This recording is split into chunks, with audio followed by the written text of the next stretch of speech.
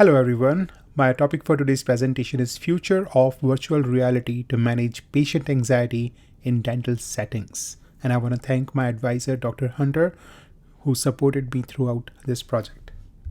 Let's face this, dental chair is not anyone's favorite place to be at.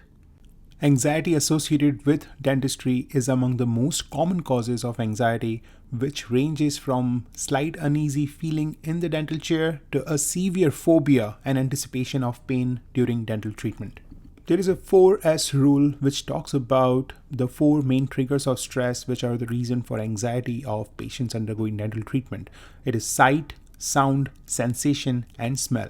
Sight of local anesthetic injection or sharp instruments and the drill, coupled with the sound of the drill and the suction,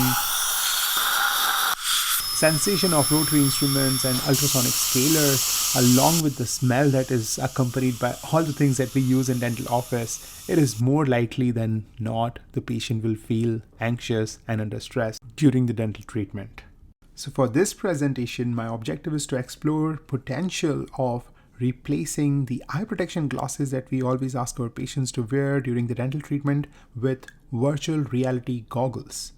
Most VR goggles available in market right now offer an immersive 3D relaxing ambience experience such as underwater world, some beach, or waterfalls, with white noise delivered very close to the ear to divert patients' attention and focus away from the 4S triggers of stress, which are sight, sound, sensation, and smell. Throughout our dentistry curriculum, we study a lot about conscious sedation, anxiolytic agents, and sedative drugs, along with general anesthesia as an option for anxious patients during their treatment planning. During this presentation, I want to discuss how some psychological pain management technique can efficiently reduce anxiety and pain during the dental procedures, and a specific one is distraction. Distraction is a simple, non-drug psychological pain control technique which can reduce the availability of attention resources in patient's brain to process the incoming neuronal signals of stress from the 4S triggers that we discussed earlier, resulting in reduced subjective experience of pain. Traditionally, many distraction techniques have been used, such as communication by the dentist or assistant, and also ambience music. Some dental offices have a television on the ceiling, which is a good way of distracting patients from what's happening during the dental treatment.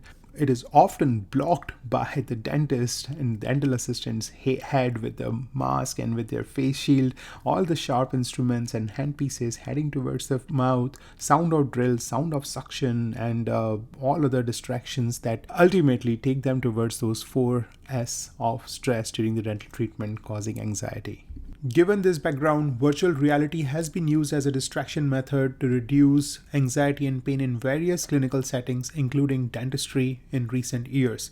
VR is an immersive 3D computer-human interaction which can preoccupy the patient's brain with processing information presented via virtual reality. Hence, the patient has less attention and ability to process incoming pain signals, and hence the patient is distracted from the multiple senses and triggers of stress such as sight, sound, and sensation.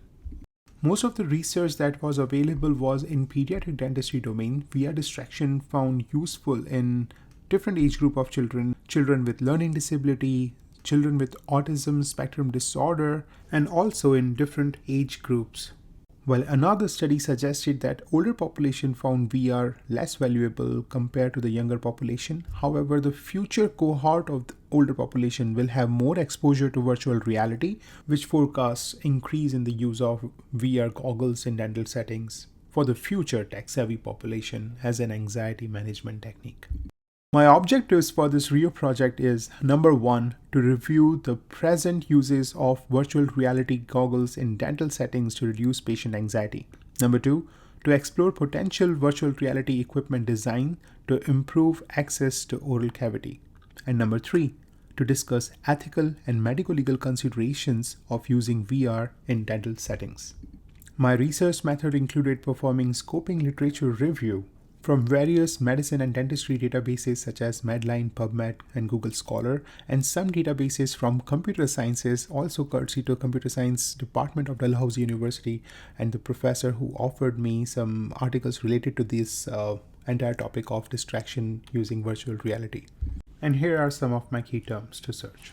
So most of my research was focused towards the first objective, which is to review the effectiveness of virtual reality in dental settings to reduce anxiety and pain. Here is a result from the first study, which is a systematic review and meta-analysis of 65 studies reported based on pain outcomes and anxiety outcomes after using virtual reality in pediatric patients undergoing medical and dental procedures.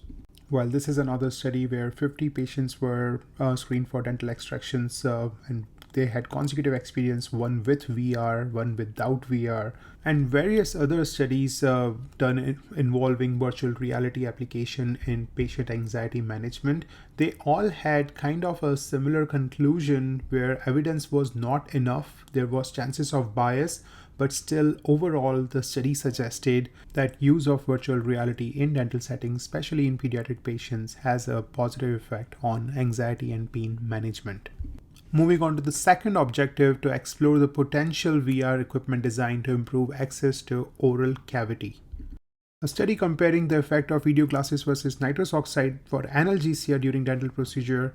In that study, operators which found virtual reality goggles to be too big and they are as an obstacle to the access to the oral cavity, and especially in the tiny mouth of little children, to which Azzori et al. Reported a VR goggle system which does not impede dentist ability to perform dental procedures, and they performed all kind of access related research around it. Operators felt actually more relaxed, showing improved concentration in performing the treatment while efficiently and effectively communicating with the patient whenever they want to communicate some part. For example, now you will feel some sensation, so the ears are open to communication, but the eyes are distracted towards an immersive 3D experience. And my third and last objective is to discuss medical, legal, and ethical considerations of using VR in dental settings, for which I could not find any literature or articles, which shows there is a lot of room for research and exploration in the field of virtual reality as an anxiety management tool. As a conclusion, additional empirical research will be needed to determine whether VR can become a viable form of fear and anxiety control during dental treatment or not. Opinion from provincial as well as federal dentistry regulatory bodies should be released to determine its effectiveness. My further excitement and interest towards this topic allowed me to initiate a collaboration with grad students at Dalhousie Computer Science Department as well as with Pulse Innovating Health, which is a wing for entrepreneurs. I aim to convert this research project into a potential health innovation and entrepreneurship venture if everything goes okay. Lastly, I want to thank my advisor, Dr. Hunter, for her valuable guidance throughout this project, and thank you all for listening.